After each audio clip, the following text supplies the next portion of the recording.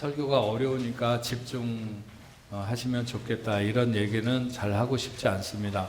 그럼 설교를 쉽게 하면 되지 뭐 이렇게 말씀하겠지만, 그러나 쉽게 하는 것도 다 정도가 있을 수 있습니다.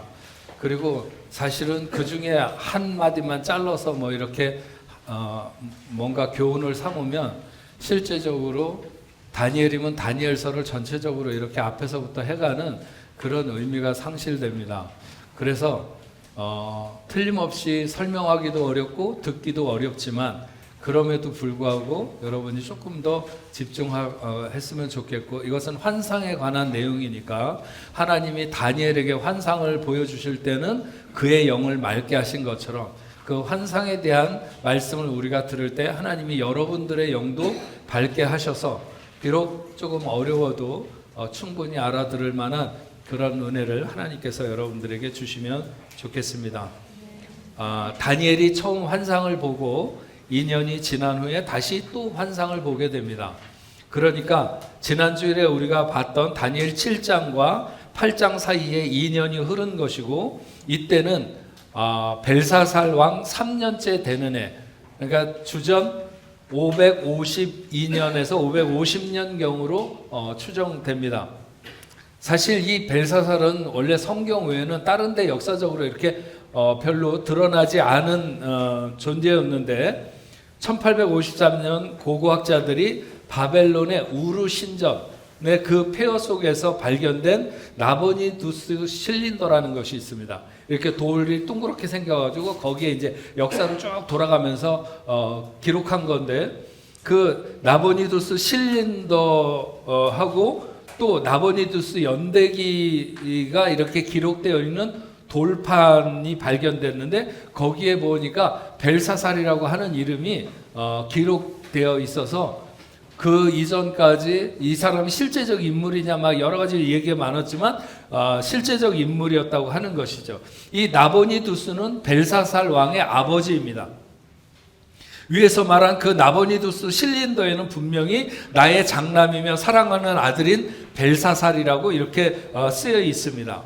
나보니두스는 분명히 바벨론의 왕으로, 그 밖에 있는 성경이 아니라 외부에 있는 역사에도 분명히 그렇게 기록되어진 것이 분명한데, 그가 왕에 재위하는 7년째서부터 약 10년 동안 무슨 이유인지는 잘 모르겠지만 아라비아 어떤 사막 도시에 가서 있었고, 그동안 그의 아들인 벨사살이 이게 섭정왕처럼 바벨론과 메대로 넘어가는 그 사이에 왕을 대신했다고 하는 것입니다. 그러니까 표면적으로 보면 벨사살의 아버지였던 나보니두스가 바벨론의 왕으로 이름이 되어 있었지만, 실제적으로는 벨사살이 그 섭정왕으로 바벨론의 마지막 왕이었던 것이고, 다니엘은 그 왕의 3년째 되던 해에 오늘 우리가 읽은 이 다니엘서 8장에 나오는 환상을 보았다고 하는 것입니다. 성경을 보는 사람들이, 저도 마찬가지고 또 여러분들도 다 마찬가지지만, 참 놀랍게 생각되는 것은 우리는 지금으로부터 약 2500년, 2600년 전에 그 다니엘이라고 하는 어떤 한 사람이 꿈을 꾼 것 같은 그 이야기, 그의 머릿속에 보여졌던 환상에 대한 것을 살펴보면서 오늘 우리들에게 말씀하시는 것이 무엇인가 하는 것을 살펴보는 게 얼마나 이 시차적으로 볼 때 대단한 일인가, 이런 생각을 해보게 됩니다. 다니엘이 본 환상은 이런 것이었어요. 실제로 자기가 있는 곳에서 환상을 본 곳은 수산성이 있었던 엘림이라고 하는 곳, 왜 에스더서에서도 나오고 그러죠. 이 수산성에 있었는데, 환상 속에 자기는 을레 강변, 을레라고 하는 그런 어떤 강물, 그 강변에 있었다는 것입니다. 환상 속에서.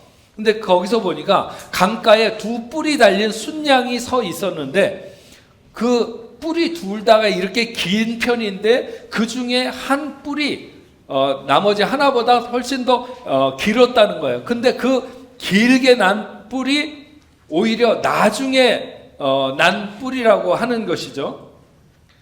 그 순양이 서쪽과 북쪽과 남쪽을 향하여서 뛰어다니면서 들이받는데 그것을 당할 짐승이 하나도 없고 그 손에서 구해낼 자가 없어 그것이 원하는 대로 행하면서 그 순염소가 순양이 점점 더 강해졌다. 이런 내용이 첫 번째이고, 그러고 있는 중에 자기가 또 다시 보니까 요번엔 순양이 아니라 순염소가 서쪽에서부터 와서 온 지면을 돌아다니면서 그 염소는 유니콘처럼 눈과 눈 사이에 뿔이 하나 있다는 거예요.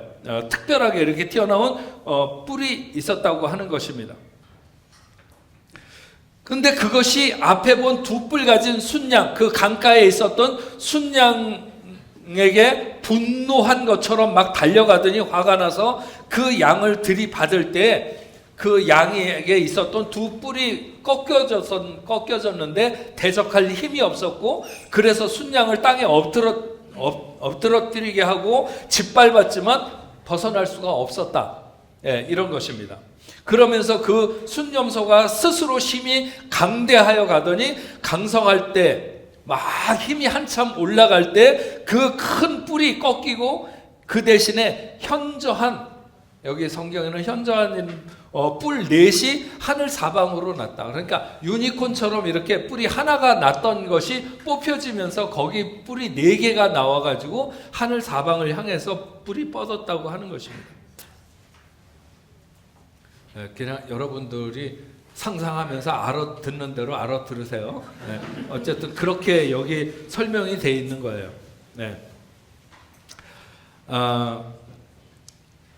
그리고 그 뿔들 중에서 네 개가 뿔이 났는데 그 중에 작은 뿔 하나가 나서 남쪽과 동쪽과 또 영화로운 땅을 향하여 심히 커지더니 그것이 하늘 군대에 미칠 만큼 커져서 별들 중에 몇을 땅에 떨어뜨리고 그것을 밟고 그가 스스로 높아져서 그 군대, 하늘 군대의 주제를 대적하며 그에게 드리는 매일의 제사를 없애버렸고 성소를 헐었고 그의 악으로 백성이 매일 드리는 제사를 없애고 진리를 땅에 던져버리고 자의로 행하며 마음 먹은 대로 막 휘젓고 돌아다녔다는 것입니다. 그래서 다니엘이 들으니까 한 거룩한 이가 말하기를 다른 거룩한 이에게 묻되 환상이 나타난 바 매일 드리는 제사와 망하게 하는 죄악에 대한 일과 성소와 백성이 내어준 바 되며 짓밟힐 일들이 어느 때까지 이렇게 계속되겠습니까? 이렇게 했더니 그가 다니엘에게 말하기를 2300 주야까지니 그때 성소가 정결하게 될 것이다. 이렇게 말하는 것입니다. 이게 오늘 우리가 읽은 내용이 그렇게 기록된 거예요. 성경에 보면 예언서라고 하는 예언서에 나타난 이 순양이라든지 순염소라든지 이런 동물들은 주로 어떤 제국을 나타내거나 아니면 제국의 압제자들에 대한 상징으로 많이 나타납니다. 그 중에서 특별히 순양 같은 것은 바사 제국의 수호신이었어요. 이러한 것으로 볼 때 다음 주일에 오늘 다니엘이 본 환상에 대한 해석을 다음 주일에 살펴볼 텐데 그때 자세히 더 알아보겠지만 여기 나타난 순양은 메대와 바사의 연합국, 그러니까는 순양에 두 뿔이 있었다고 그랬는데 그 두 뿔은 한 뿔은 메대를 가리키는 것이고 나중에 난 뿔은 바사를 가리키는데 길게 난 그 바사 제국, 뿔이 길었던 것이 나중 났다고 그러는데 메대 다음에 바사의 제국이 이루어지는데 메대의 짧은 통치에 이어져서 바사로 넘어가게 되는 거죠. 근데 그 바사가 점점 더 강성해지면서 제국으로 확장되는 것을 알 수 있습니다. 이 바사라고 하는 것은 우리가 알고 있는 페르시아를 말하는 것입니다. 이 페르시아가 무섭게 주변을 정복해 갔습니다. 그래서 서쪽으로는 리디아, 이오니아, 트라케, 마게도냐 뭐 이런 쪽으로 정벌을 했고 북쪽으로는 코커서스 산맥의 카스피 지역이나 카스피 해 동쪽의 스키타이족 지역 그리고 아랄해에 이르는 욱수스 골짜기까지 이렇게 점령해 갖고 남쪽으로는 바벨론 제국과 애굽 본토까지를 말하는데 이 모든 것들이 다 페르시아에게 점령당하는 그렇게 될 거라고 하는 것을 이 환상은 암시하는 거죠. 4절 말씀에 보면 내가 먼저 그 순양이 처음에 이 다니엘이 봤던 강가에 있는 순양이 서쪽과 북쪽과 남쪽을 향하여 받으나 그것을 당할 짐승이 하나도 없고 그 손에서 구원할 자가 없으므로 그것이 원하는 대로 행하고 강하여졌더라. 예. 그렇게 처음에 그 순양이 그랬는데 페르시아를 의미하는 이 순양이 이렇게 자신이 원하는 대로 마음껏 뻗쳐나가며 정복하고 그럴 때 교만이 극에 달하게 되는 거죠. 그런데 5절 말씀에 보면 내가 그렇게 생각하고 있을 때 그 강가에 있는 순양에 대해서 이렇게 보면서 생각하고 있을 때 요번엔 순양이 아니라 한 순염소가 서쪽에서부터 올라와서 온 지면에 돌아다니는데 다 땅에 닿지 아니하며 그 염소의 두 눈 사이에 현저한 뿔이 있더라. 순염소가 서쪽에서부터 온다고 하는 것은 페르시아의 서쪽인 마게도냐와 헬라 지역을 의미하는데 순염소가 나타나는 이 페르시아 제국을 몰아내고 새로운 근동의 패자로 나타나는 그런 세력이 있다는 거죠. 그게 바로 헬라 제국입니다. 순염소 사이에 두 눈 사이에 현저한 뿔이 있었다고 하는 것은 여기 두드러진 어떤 한 인물이 나는 것을 말하는 거죠. 다시 말하면 마게도냐의 왕으로 급격한 세력 확장을 통해 광활한 그 헬라 제국을 건설하는 알렉산더 대왕을 가리키는 것으로 봅니다. 신학자들도 다 그렇게 말하고요. 땅에 닿지 아니하며 하는 것은 넓은 땅을 신속하게 점령해 간다는 걸 말하는 거예요. 이 알렉산더 대왕이 사방을 이렇게 신속하게 점령해 가는 것이죠. 그래서 6절과 7절에서 순염소가 순양에게 달려들어 그것을 받아서 뿔을 꺾어서 넘어뜨리고 발로 밟고 했다는 것은 알렉산더의 마게도냐 군대가 페르시아를 정복할 것을 암시하는데 실제로 알렉산더 대왕은 바사의 왕인 다리오 3세를 익수스 전투에서 그리고 아르벨라 전투에서 잇따라 격파하면서 이 메대와 페르시아를 정복하게 됩니다. 근데 그렇게 진격하고 정복하던 알렉산더 대왕이 8절에 보면 강성할 때 그 뿔이 꺾이고 한참 막 힘을 내는 그 시간에 그 뿔이 꺾였다는 거예요. 요 유니콘처럼 가운데 나온 뿔이 알렉산더 대왕이 정복을 하는 사역 중에 이렇게 일하는 중에 열병으로 죽게 됩니다. 한참 강성할 때였고 심히 커졌을 때에서 이 사람도 교만이 극에 달했을 때 거기서 죽게 된 거죠. 그래서 그 사람 그 뿔이 꺾이고 난 다음에 현저한 뿔 넷이 하늘 사방을 향해서 났다고 하는데 알렉산더가 죽고 난 이후에 헬라가 네 사람에 의해서 갈라지게 되는데 셀리우쿠스, 톨레미, 카산더, 리시마쿠스 이 사람들이 헬라 제국을 넷이서 이렇게 나누어 분할해서 통치하게 됩니다. 이것이 바로 알렉산더가 죽은 지 22년 만에 이 헬라가 갈라지면서 제국으로 분할되는 것이죠.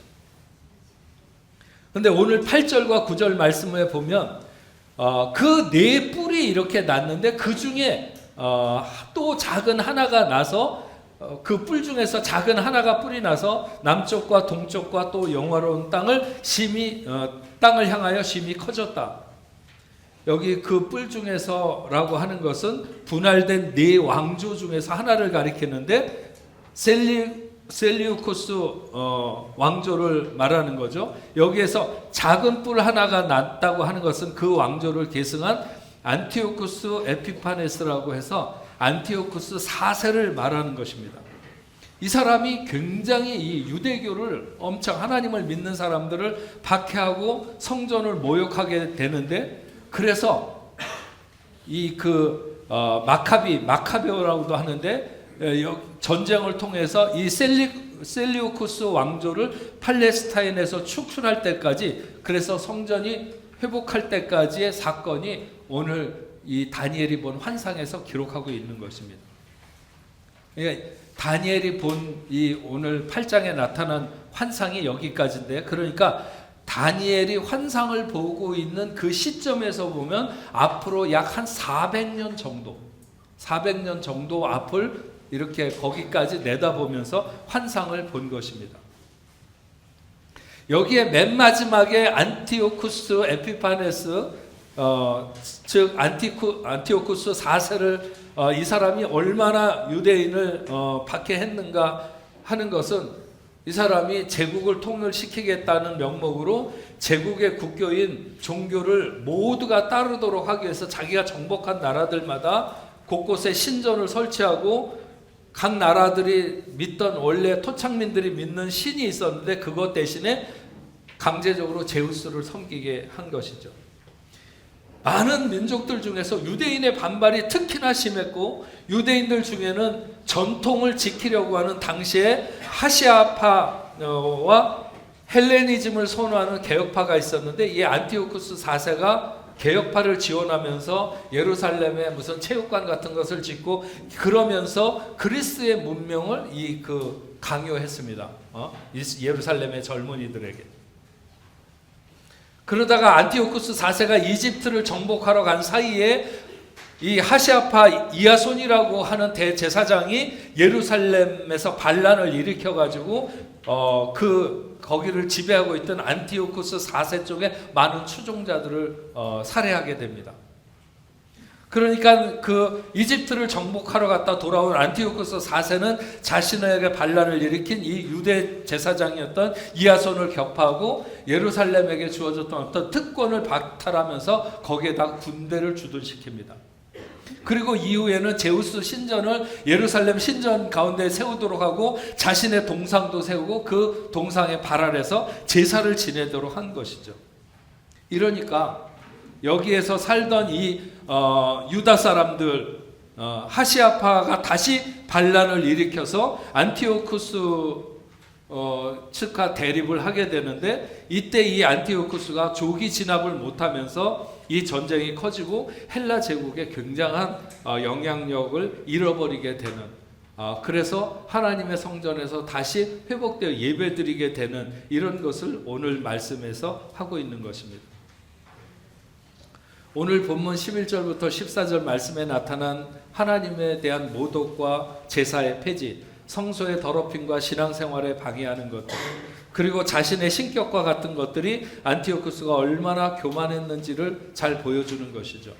여호와의 신앙을 말살하려고 하는 그의 악의적이고 노골적인 성전을 파괴한 것은 아니었지만 그의 성전에 제우스 신상을 세우고 제물을 드리고 성소를 더럽히는 이런 안티오쿠스의 강압에 반발해서 싸우는 사람들, 그것을 반발하고 대적하는 사람들, 그 핍박 속에서도 믿음을 지키는 사람들이 있었는가 하면 그런 시간을 못 견디고 변절하거나 반역하거나 그 사람들에게 부역하는 그런 사람들이 있었다고 하는 것입니다. 다니엘서는 첫 부분에는 히브리어로 기록되어 있습니다. 1장 1절부터는 히브리어로 기록되어 있다가 2장 4절부터 7장 마지막 절까지는 아람어로 기록되었다가 오늘 우리가 읽은 8장서부터 다시 히브리어로 마지막까지 기록되어 있습니다. 왜 이렇게 히브리어에서 아람어로 갔다가 다시 히브리어로 쓰여졌을까? 사실 지난주에 우리가 생각했던 다니엘이 본 환상은 아람어로 쓰여진 부분입니다. 그것은 그 당시에 이방인들이 사용하는 언어였고 그 사람들이 알아야 될 경고를 기록하는데 아람어로 기록되어 있었습니다.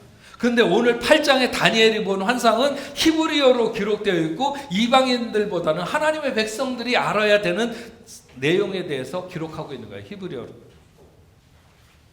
다니엘의 환상에서 각 제국이 일어나고 무너지는 여러 번 그거 반복되는데 이것이 어떤 같은 지점에서 꼭 이런 일이 일어나는 것을 알 수 있습니다.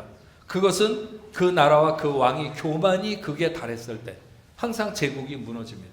성경도 그렇게 기록하고 있고 순양은 서쪽과 북쪽과 남쪽을 향하여 들이받는데 당할 세력이 없었다고 그랬어요. 예. 바사가 천하를 통일시키는 것 같았고 세상의 가장 넓은 제국을 페르시아가 이루는 것 같았지만 또 혜성같이 나타나는 헬라 제국에 의해서 속절없이 무너지게 되는 거죠. 순염소가 순양을 들이받고 발로 밟고 그 뿔을 뽑아버렸다고 그랬어요.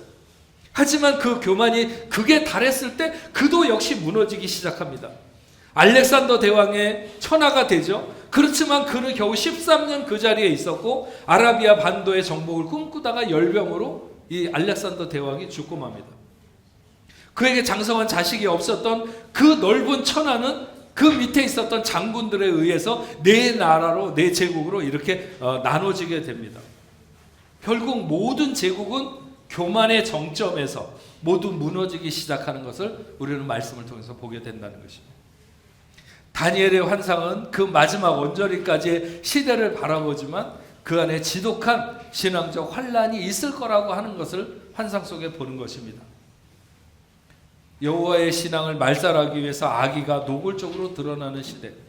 그래서 누구는 저항하며 누구는 목숨을 내놓는가 하면 하나님 앞에서의 바른 신앙을 지키기 위해 치열하게 그렇게 살아가는 애를 쓰는 사람이 있는가 하면 그러나 적당하게 그것에 부역하면서 동조하면서 유혹에 넘어가면서 그렇게 사는 사람도 있다는 것이죠.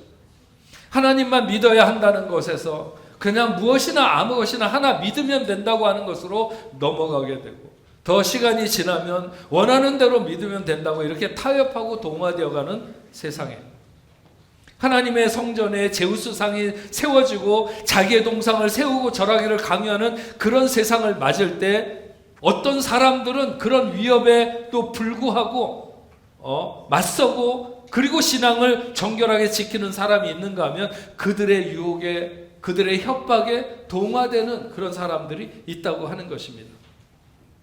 하나님의 성전이 하나님의 예배가 그렇게 더럽혀지는 세상, 오늘 다니엘의 환상은 그런 세상이 오면 너는 어떻게 할래? 이렇게 하나님이 우리에게 묻고 있는 것입니다.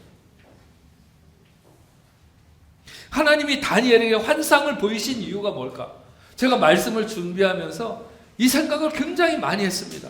하나님이 그때 다니엘에게 이 환상을 보이신 이유가 뭘까?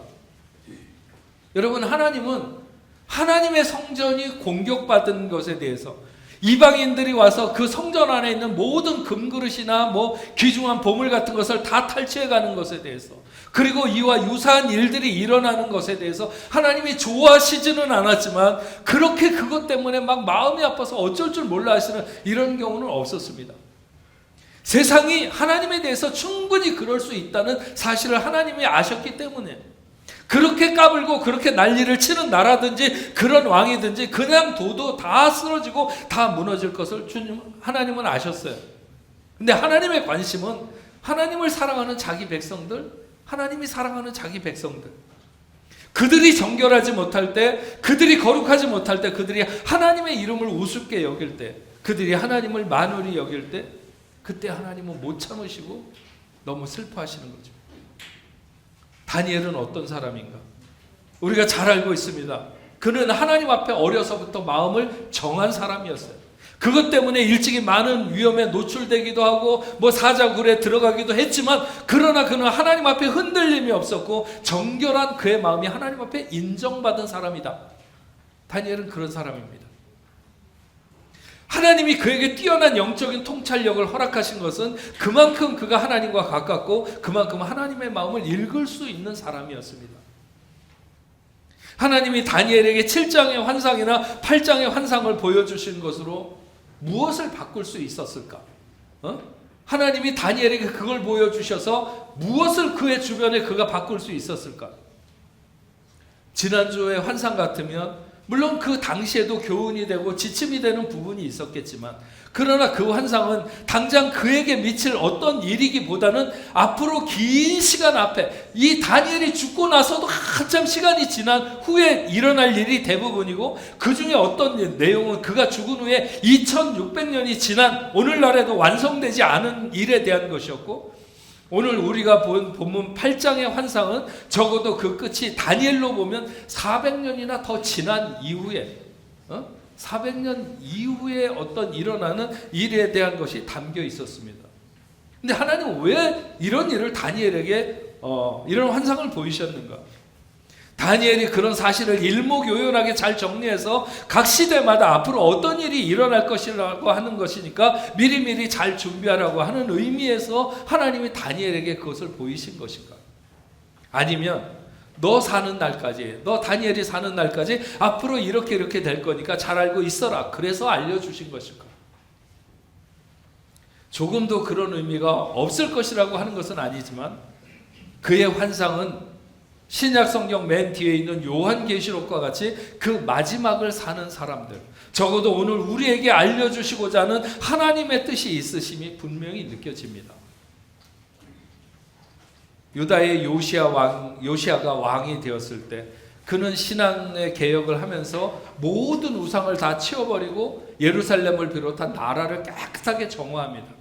하나님의 성전도 정결하게 하고 수리하고 사람들로 하여금 하나님 앞에 드려야 될 헌금을 드리도록 했습니다. 그러는 중에 여호와의 전에 헌금한 돈을 꺼내다가 거기에 보니까 모세가 전해준 율법책이 있는 것을 제사장 hil기야가 발견하게 됩니다.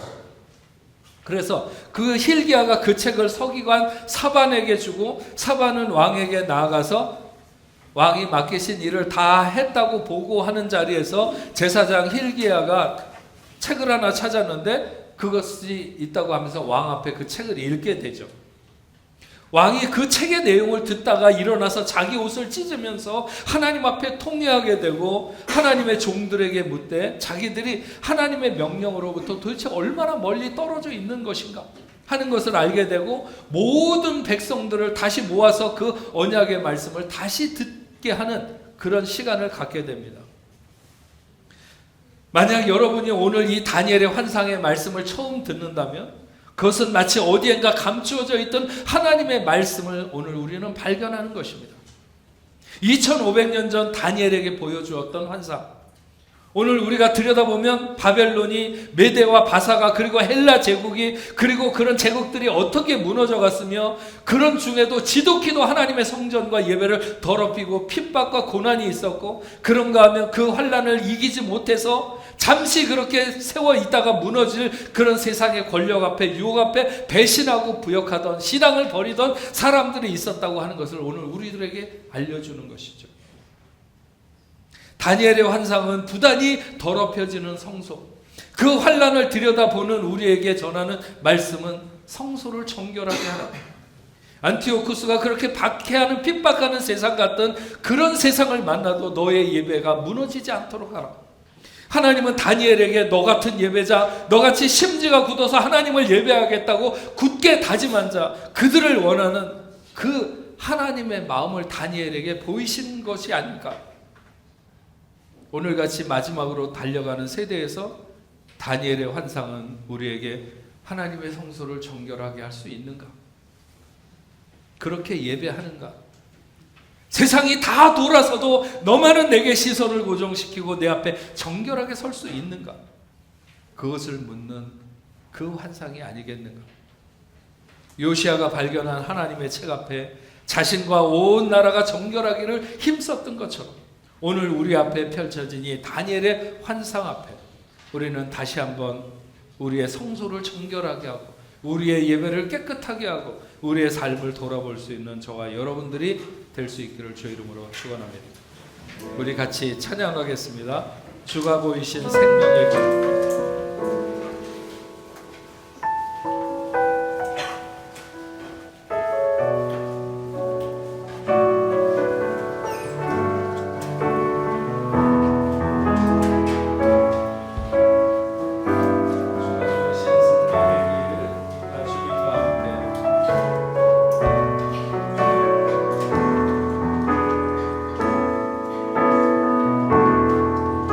주가 보이신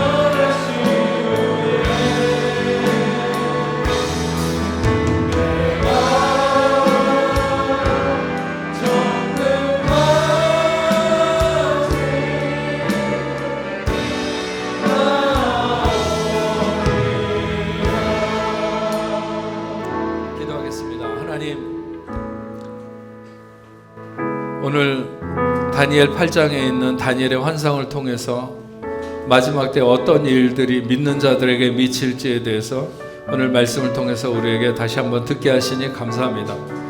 어떤 사람들은 그 시대의 유혹과 그 시대의 협박에 못 이겨서 주를 변절하고 돌아서고 그래서 자신들의 성소를 더럽히게 되겠지만 어떤 사람들은 끝까지 그 성소를 정결하게 지켜낼 줄로 믿습니다. 하나님께서 그런 시간들을 허락하실 줄로 믿습니다.